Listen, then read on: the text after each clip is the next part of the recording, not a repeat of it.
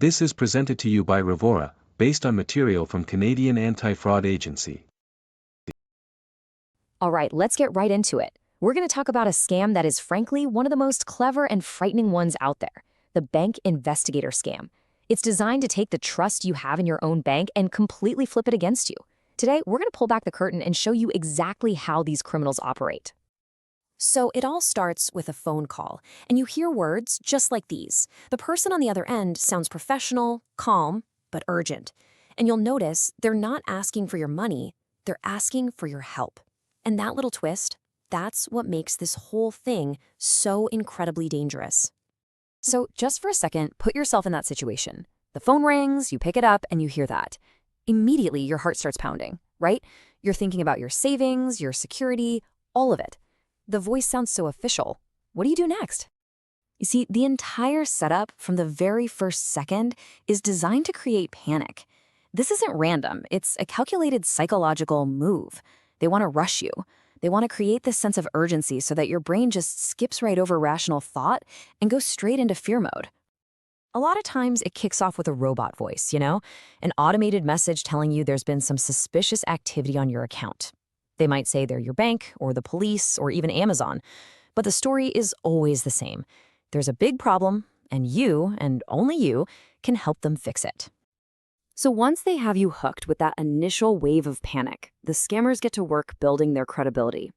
This next part is all about making you believe they are who they say they are.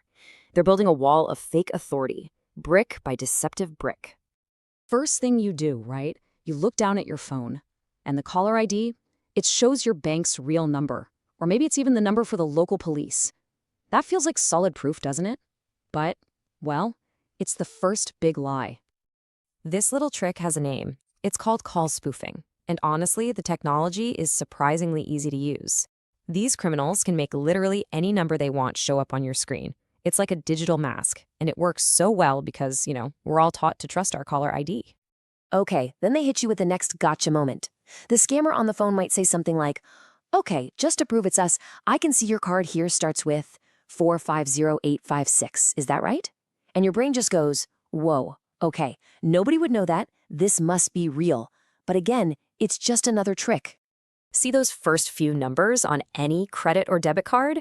They're called the bank identifier number, or BIN. All they do is identify which bank issued the card. Every single person with a card from your bank has the same starting numbers. It's not secret information at all. They're just using easily available data to make it seem like they have some kind of inside access. So now, with that fake foundation of trust in place, they move in for the main event. Now they need to actually get control. And they do it by walking you, step by step, down a path where every single thing they ask you to do feels like you're protecting yourself. And here's what that path looks like. First, they'll ask to get remote access to your computer so they can show you the fraud. Once they're in, they can completely fake what you see on your screen. Then comes the most critical step. They need you to read them that little security code that just got sent to your phone. That's the key. With that, they can add a new person to pay. And finally, they tell you to urgently move all your money to a new secure account, which, of course, is really their account. Now, of all those steps, the entire scam, all of it, hinges on them getting that one little piece of information, the multi-factor authentication code, the MFA code. It is the one thing they cannot get without you. It's the digital key to your entire financial world, and believe me, they will use every psychological trick in the book to get you to just hand it over. And the way they ask for it is so smooth. They make it sound like it's just a normal security check. Oh, we just sent you a code. Could you read it back to me to confirm it's you? It sounds so routine. But what you're actually doing is giving the thief the keys to the vault. And this is maybe the most twisted part of the whole thing. To really sell the con, they might say, look, we've just put some money into your account to protect it. And you look, and sure enough, there's a new deposit. But what they've really done is just moved money from your own line of credit or maybe from your savings account. It looks like they're helping, but they're just shuffling your own money around to build more trust. It's diabolical. But eventually, the show has to end. The investigator who is so helpful suddenly vanishes. The phone calls stop, and the victim is left alone to face the devastating reality of what just happened. So let's just break it down to its absolute core. The lie they sell you is that you are a hero, that you're helping them catch a bad guy.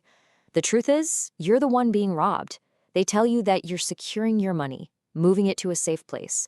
The truth is, you're sending it directly to them. And just when you think it can't get any worse, for some victims, it does. If the clever tricks and manipulation don't work, some of these criminals will escalate to pure intimidation. This is where the scam stops being digital and becomes frighteningly real, right on your own doorstep. I mean, can you imagine? They'll threaten you with arrest for not cooperating with their investigation.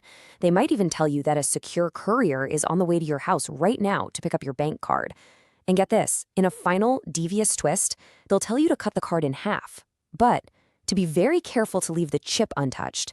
It's a tiny detail designed to make this insane request somehow sound legitimate, while making sure the card still works for them.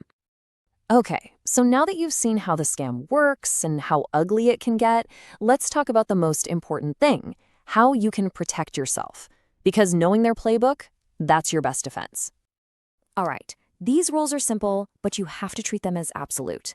If you get a call you weren't expecting, just hang up. If you're worried, you can always call your bank back using the number on the back of your card. Never, ever, ever share an MFA code with anyone on the phone, and never give a stranger remote access to your computer. And just remember, your bank and the police will never come to your house to get a card, and they will never ask you to transfer money to a safe account. That's just not how they work. Look, if you take away only one thing from all of this, let it be this. You don't have to argue with them. You don't have to outsmart them. The single most powerful, effective thing you can do is just hang up the phone. The second you do that, you take all of their power away. So now you know. You know the script they use, you know the tricks they pull, and you know what's really happening. The power is completely back in your hands.